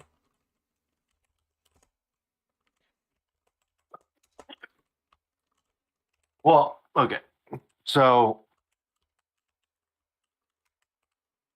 I guess you'd have to have a clear defined scale of how much of the government ownership over the business is going to be. And so to actually definitively say that one way or the other. Is any of this going to be But the evidence point is that my system leads to that, fascism? well, you're talking about government ownership of businesses, you know, in the United States, you were talking about hundreds of thousands of businesses that are going to be managed. That is impossible for the people to vote on and be involved in. So they're going to defer to the representation, which is how our Congress currently runs. If you would rather have me be more socialist, I'm more than willing to move. If you think that it's Oh going to no, be I'm saying it either is going to defer back to what we already have or require a more centralized authoritarian government. I don't see how it functions. And so I'm trying to get why? to how your system functions in a democratic way. Okay, yeah. How my system Like functions in a what democratic are way. they voting? Like if you vote for the president has a lot of different things that they do, right? Yep. And so if we eliminate the electoral college and did a direct democracy, this would hurt rural Americans because obviously they're the smaller percentage, right? So um, if the people in the city, like AOC, I think it was like 2 years ago, had made a comment about cow farts, and people started talking about cow emissions and how the CO2 from the methane from cows is hurting the environment, and we should not do that anymore. I think that's an extremely detrimental position to have, and so like if you got rid of the I would electoral rather college, you us, run the again, risk. not end the world. I think that that's more important than It's not any. ending the world, right? Like Yeah, it is. Half of the the science is greenhouse like ground, it's going to half bring up of, the temperature 1 degree over the next 100 years. nope. Isn't catastrophic and life ending. The probability of catastrophic risk is much higher than you would think. Even if we're using really conservative estimates like Toby Ord's, it's going to be 1 in 1,000. But it's like literally world ending. Even still, that's super worth considering the number of lives that are going to be ended afterward. And that's assuming that we have massive carbon reductions, right? The Toby Ord model, and you can read the precipice for why he assumes this, is he assumes that there's going to be we're going to be carbon neutral by 2050, right? That's why he assumes that's incredibly probable, and that's why we're unlikely to end the world. Under your hypothesis where we don't go carbon neutral by 2050, or under my hypothesis where No, I'm talking about the government force. That's what I'm talking about. let's just let's take it step by step, right? When we're talking about like going greenhouse gas neutral, right? We're gonna have to do that relatively soon, or there is a massive catastrophic risk. Both you and I agree, I assume, that because you think it would be bad, and because I think that our society sucks, that we're not going to reach carbon neutral by 2050. So given that, we have to consider climate change as a major existential risk. I can show you basic models that'll show that the feedback loop that could end the planet is incredibly probable under the hypothesis that we don't see significant carbon reductions by 2050. And I can also show you that half of the greenhouse gas effect is going to be caused by the animal agriculture industry. Okay, do that. Okay, cool. So I can just pull up a source for you. The basic argument is just going to be that methane is 3 times as potent as carbon is, and also the animal agriculture industry leads to a lot of carbon. Animal agriculture, climate change. Let's go. Animal agriculture produces 65% of the world's nitrous oxide emissions, which has warming impact 296 times greater than carbon dioxide. I'm looking for science, not articles, by the way. Just want to clarify. This is colorado.edu. I've got stanford.edu. I don't know. Do you want like what quality do you want Also, like like people a people write papers that aren't the science. They are, you know, yeah, instead they'll just like reference the science, right? right. If it's Yeah. like an edu science, and you can just look at the scientific link, or like the source that they have there. So yeah, just give me a second while I find animal agriculture greenhouse gas emissions.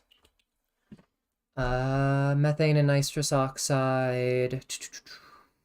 Abstract. Significantly to global warming. Here's significantly. It's not giving me a specific number. Climate opportunity cost of current global livestock production.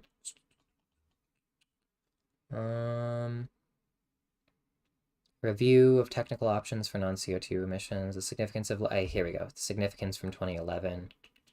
All right, I'll be right back. Give me just a second. Cool. Animal agriculture is responsible for 8 to 10.8% of global greenhouse gas emissions, as assessed by the IPCC.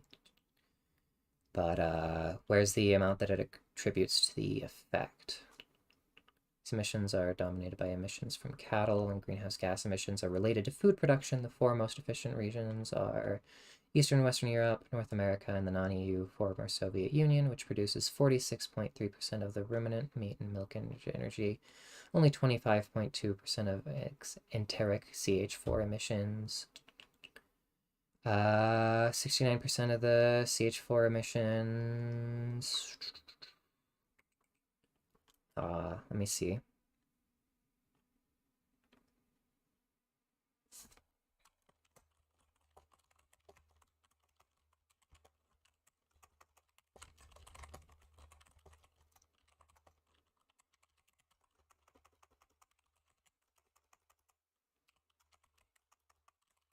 I have a question. Yep. Do you think biogas is a good renewable energy? Not exactly, considering that biogas still has has a carbon footprint. Well, I mean, it's straight methane. It's the same thing that natural gas is. But I saw that Germany um, has it over in the green energy column because they're making it using their farming waste to produce the natural gas, and they call it biogas. It's you're just degrading down, like vegetarian animals waste and whatever roughage you have left from growing crops. You can break down into methane gas, which is effectively natural gas. Yeah, And I don't know methane why. gas I don't know is why they're calling it green green energy when I'm like it's the same thing as the natural gas you're pulling out of the ground. It's also, yeah, it's methane. It's going to be 3 times worse than climate Well, I'm saying yeah, carbon. I'm saying that's what biogas is. Methane, natural gas is methane. It's like so. It's a distinction without a difference where they're saying one is a green energy and the other isn't, and I'm like it's seems like it's the same thing just produced in a different way, but the end result is still the same product. Yeah, it seems pretty ridiculous. Hold on, I have one source here that says 51%. I'm trying to pull up the original though because it is I have it in a citation. I don't have the original right now. But I'll get it for you in just like 2 seconds. I say that's what one of the problems that I run into is I like the Oh, it's just a scholarly article referencing another scholarly article. I'm no, not yeah, like that's the problem that I ran into. I was like looking into the stuff, and it's like a scholarly article goes to another scholarly article, it's referring to another one, and I found like I'm going down a rabbit hole of a bunch of professors talking about science that they read, but then they're leaking to other professors who also read the science instead of the science, and it's like this never-ending loop. this looks like it's the original study. I'll just send it over. It says 51% of greenhouse gas emissions in general.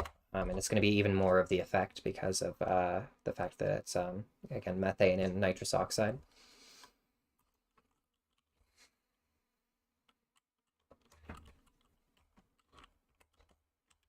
Okay.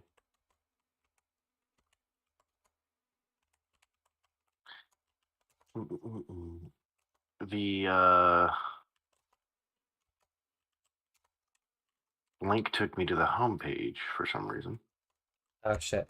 Um, that's weird. I can Um, send you the Put it DOI in, yeah, and instead. then it took me back. It just takes me to the welcome screen. Are you logged into something? No, No. I can give you the DOI though, if that's better. Okay, yeah. Um, where is it? Record number. Okay, yeah. Let me get a Sci-Hub link and see if that I works. I tried to search, and as soon as I hit the search button, it asked me to log in. Um, here. Let me try. I mean, I can send you like the name of the article. Maybe that'll help, and you can just like search it up on Google Scholar and find the same thing I found. Yeah, that'll work. Okay. Um, You'd be surprised how much of the like climate science specifically, a lot of the research is behind paywalls and stuff, and I don't have no idea why. oh, have you never used Sci-Hub before? Yeah, yeah, but I mean, there's like medical research and stuff like that. A lot of that you can get publicly available, but when it comes to like social science and climate science, a lot of it gets put behind a paywall, which I get. Like the justification that they have for it, they're trying to use that to, sustain their departments and stuff like that. But it's a little annoying. Yeah, oftentimes medical research will be done more by like public organizations, more democratic organizations. So you have more democratic information access to information. But the social science stuff is typically going to be more left to the to, like private universities and stuff.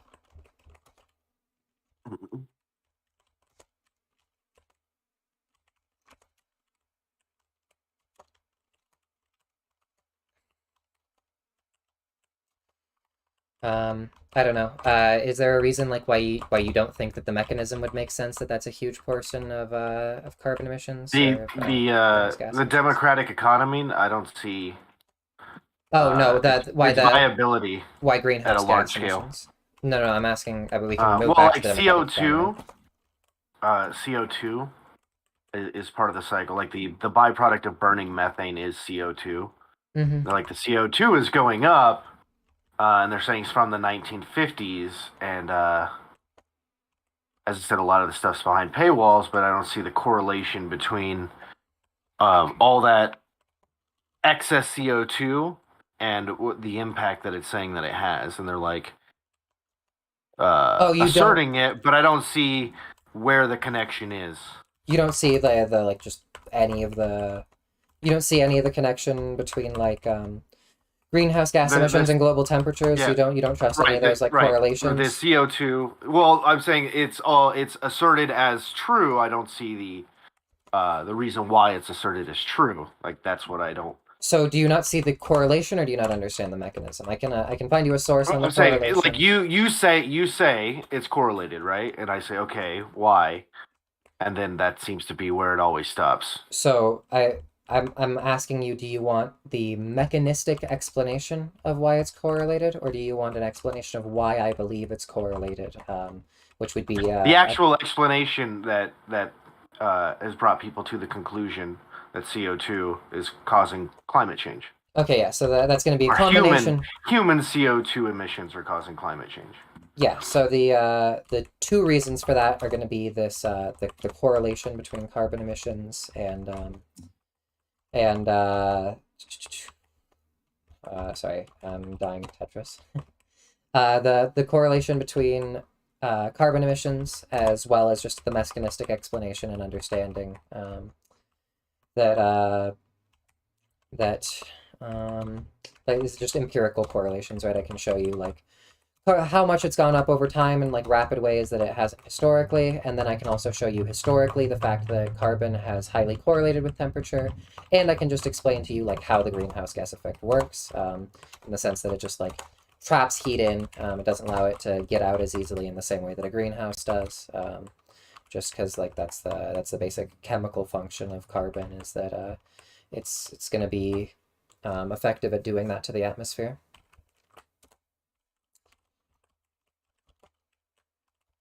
No, I'm asking for the science that shows the correlation. Okay, so you just want the data? Sure. Let me, do you want the IPCC paper?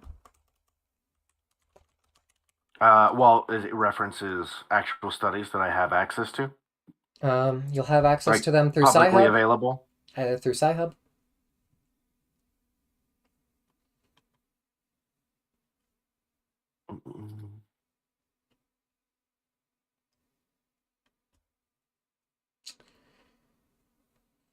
Is that a yes? Yep. Okay. Um, you want the physical science basis, I assume? Yeah. Cool. Read the report. Do you want like the full report, the technical summary, the summary for policymakers? Let's go back for a second. The article from the World Watch Institute or World Watch magazine.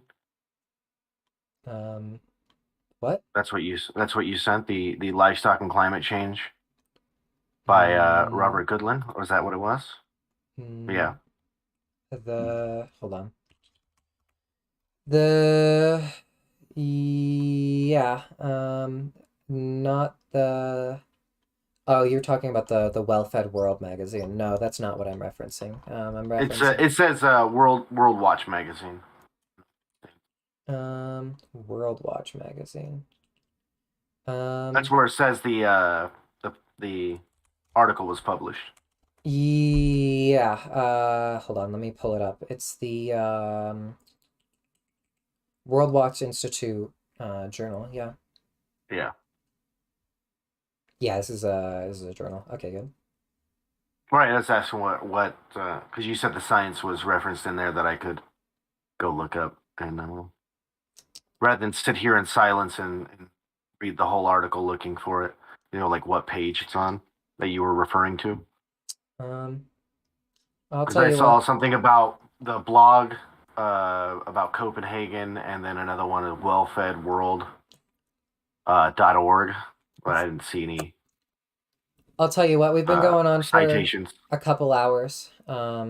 It's not going to be the Well-Fed World. I don't know how to send you a better link, considering that when I click on the link I sent you, it does take me to the article. It doesn't take me to the homepage. Oh no, now it No, is as I taking said, me to I'm the in the homepage. article. I'm asking what in the article is the You're link to the science behind you're looking at the the claims Well-Fed of the World. article. You're not looking at the article. You're looking at the Well-Fed World Like, No, I'm looking at World Watch, Livestock and Climate Change by Robert Goodlin. uh, Excerpt from the March issue of World Watch magazine. World Watch Institute.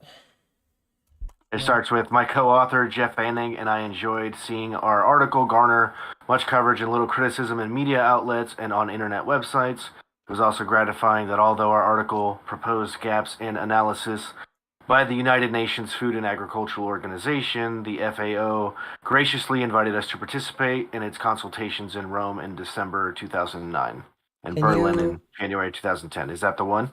can you send me the link you're looking at? Because I can when I look it up, it like pulls up. I can even show my stream, like what is coming up for me. But it doesn't look like this is coming up for you. Well, let's say it took me to a login page. Yeah, it takes you, yeah. Look up via Google Scholar. Worldwatch.org files PDF. Oh, here we go. You're back. Cool. Um, um, so World Watch, critical comments and responses. Okay, yeah, you're sending me a review of the article. You didn't actually send me the article. Right. I said on the page you were on, there's a PDF link.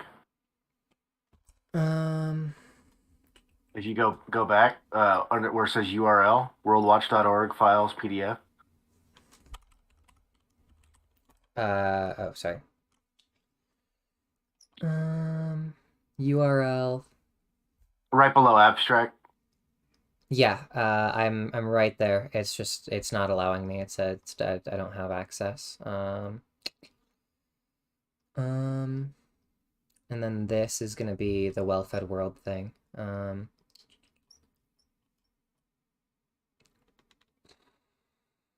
World Watch. It's gonna be different livestock products. I found it where it is the what is it? I found this in like a Livestock and climate change. What if the key actors in climate change are cows, pigs, and chickens? Being cited by other people, but it didn't take me to the actual paper for some reason. It just took me to a list of other of places that used it as a citation. What about I don't know why PubMed? Is that's. PubMed gonna be nice to me? Nope. Um, I don't know. I know I've had figured out how to get access to this paper before because I had it in a fucking in a research doc. Um, I just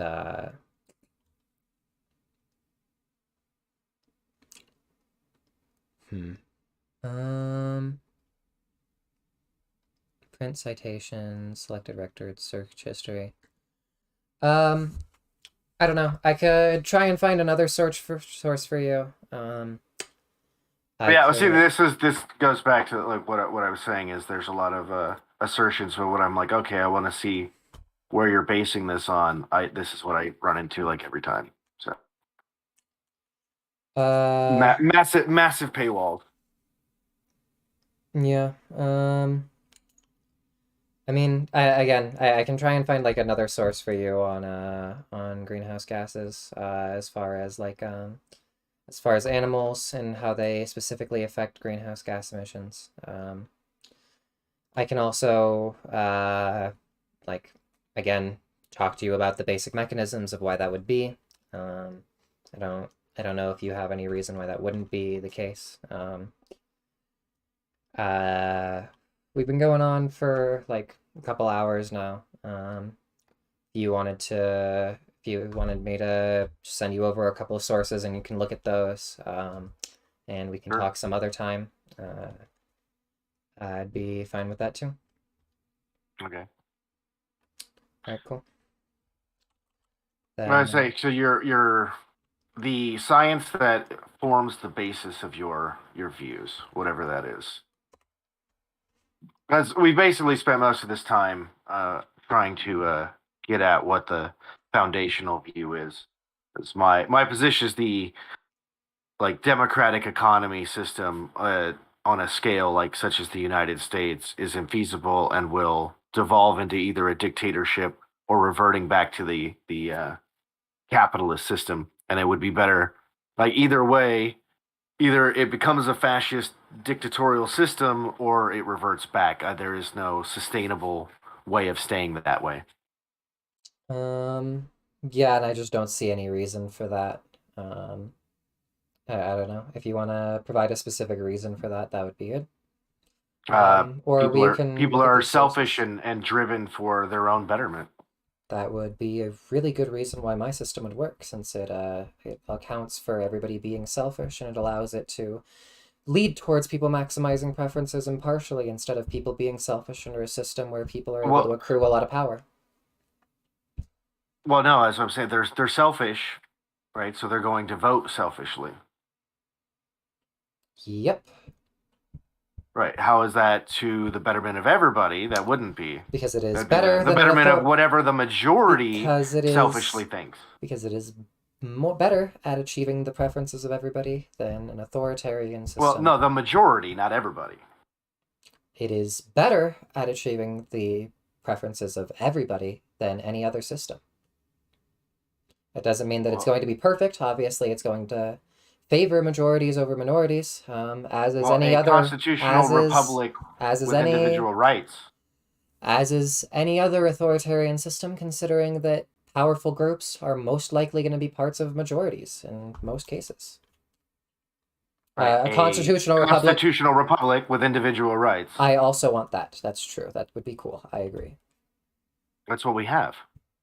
Yeah, As I said, the problem in the United States is the centralization of federal authority, which your I national economy system is centralizing in the I federal disagree. authority. That doesn't have anything to do with a constitutional system or constitutional republic with federal rights, though. What? That doesn't. That sorry. That with individual rights, it doesn't have anything to do with a constitutional republic with federal rights or fuck. I said it again. Individual rights. A constitutional republic with individual rights. The fact that there's a concentration of power into federal hands. I also disagree. I think that there's more democracy now than there's ever been, and I think that's good. Either more democracy now. That's not true. There's more If democracy 20 years ago than there's ever been.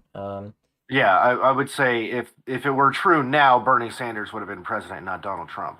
Real. He That's was that's one thing we by can and agree large far on. more popular than Donald Trump, and everybody was more popular than Hillary Clinton, but she was the insider Real. choice. Real. Yeah, no, I agree Like with all of that. I am not a Bernie fan at all, but if our system worked the way that it's supposed to and hadn't been corrupted, Bernie Sanders would have been president. And I'm fine with that. I'm not a Bernie supporter by any means, but that would have been what happened, and it didn't because the system is corrupt. Not because the system's designed wrong, but because it's been corrupted. And that's what I mean. The centralizing into federal power is removing power further and further away from the individual into a collective. And that collective is a bunch of corrupt, bureaucratic politicians in Washington, D.C. Um, I don't know. I think that the individualist collectivist dichotomy is kind of a false dichotomy. In order to value a collective, you have to value all the individuals within that collective.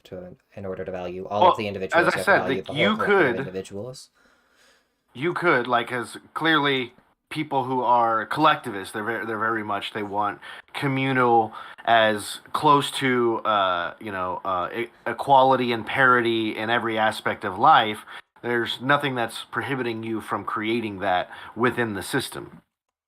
Um, I I just don't see a distinction between individualism and collectivism. If you want to talk about like equality, in order for individuals to have liberty, you probably want people to have like equal amounts of liberty, right? You want people to have or relatively equal amounts of liberty. You Right, want like but you're stepping over into the economic, right? um, And so I'm economic just opportunity talking is about basic equality. philosophy. I'm just talking about philosophy. Right, I'm saying like the individual rights are your individual liberties to do what you think is best for yourself, right? Um, I guess Self we can define determination. we can define it that way. That's fine. Well, obviously that's how I define it. It's the liberty of self determination. Sure. Yep. I think that's necessary for like, and I think that again, that's going to be like pretty false dichotomy when it comes to like individualism versus collectivism. If you want to How value, so? because if you want to value the collective, you have to value the self-determination of that collective, right? You have to value every individual in that collective's ability to determine themselves. And if you want to value the individual's right to self-determination, you have to value it for the whole collective. You have to value an equality of that. You have to value democratic input in terms in order to have self-determination, in order to have a government that serves everyone, to have a government that is built on self-determination. That's a constitution, not the democratic process, right? Like the government being limited by constitution, right? Um, Like the reason for the First Amendment is so that we could have the debate to come to the decisions to determine what we believe is right and wrong without threat of um, I the think government stopping us, right? so. The Constitution is just going to be protecting democratic rights. The freedom of speech means that we have more ability to figure out what our impartial preferences are, right? It provides a democratic opportunity, and it also Right. makes it so that nobody in power can take away our right to self determination, our right to democracy.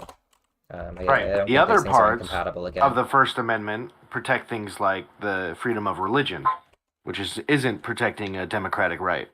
Um, it kind of is. It's protecting like various different philosophies, right? It's saying that your rights to self-determination ought not be taken away just because you have a different philosophy about like how the worlds work or how ethics work. And Right. So also if that the majority votes for something different, that you still can't be deprived in the Constitution. So that is the opposite of the democratic process. It is saying that um, your right to believe and practice your religion supersedes the majority's decision in a democratic vote.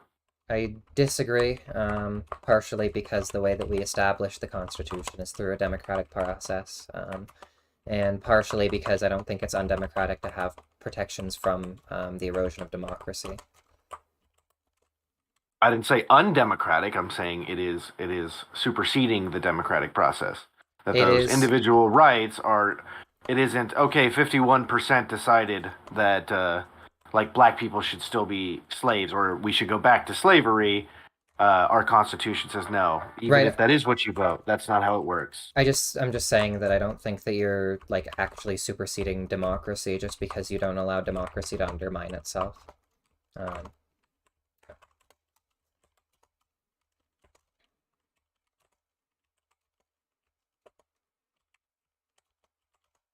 Okay, I'll be back. It's probably my work calling. all right, we can talk later. Let's talk.